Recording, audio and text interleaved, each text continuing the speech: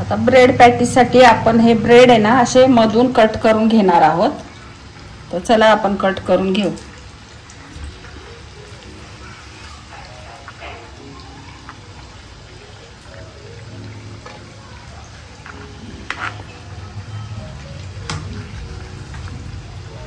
असे कट करून घ्यायचे. कढई ठेवलेली आहे.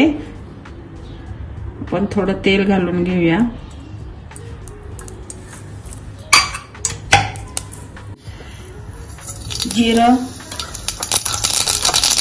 जिरा मोहरी घालून घेऊया. कढीपत्ता घालून घेऊया. हिंग घालूया थोडा. एक मीडियम आकारचा कांदा आहे बारीक चिरलेला, परतून घेऊ.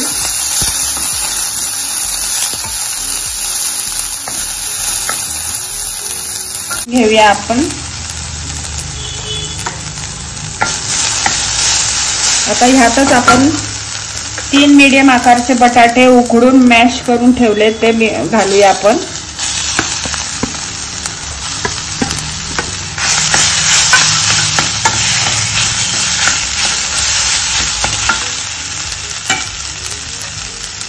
ह्यात एक गाजर खिसलेलं, फ्रोझन मटार,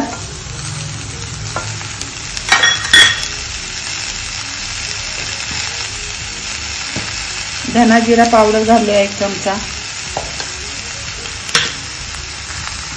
मीठ घालून घेऊया.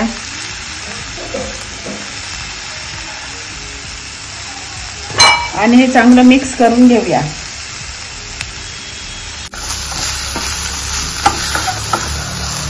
छान मिक्स करून घेऊया आपण. असं छान परतून घ्यायचं आपण हे. आता ह्यामध्ये आपण चाट मसाला घालणार आहोत टेस्टसाठी. परत मिक्स करूया.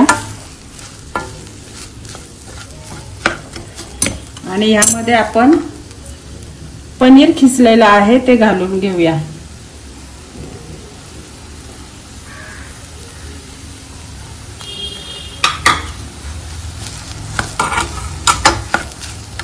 छान मिक्स करूया.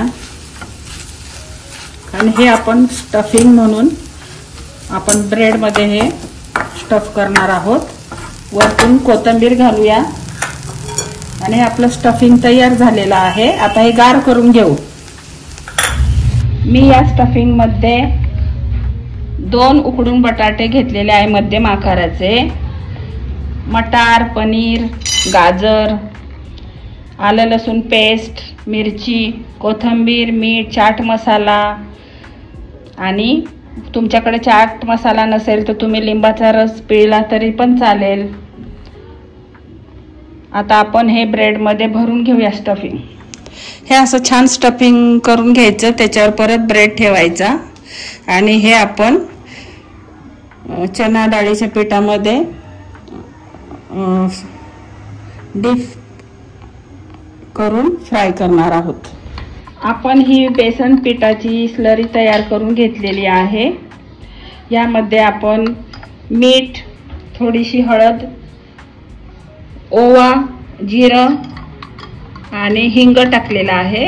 यामध्ये आपण हे डीप करणार आहोत. हे बघा पॅटीस. आणि तळून घेणार आहोत. असं प्रेस करून घ्यायचं. डीप करायच्या आधी असं प्रेस करून घ्यायचं आणि डीप करून घ्यायचे असे.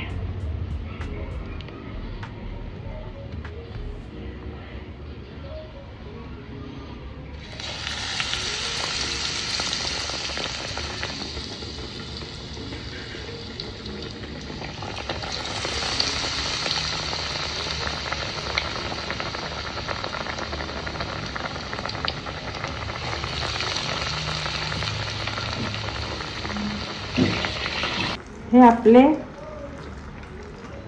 ब्रेड पोटॅटो पॅटीस तयार. असे तळून घ्यायचे.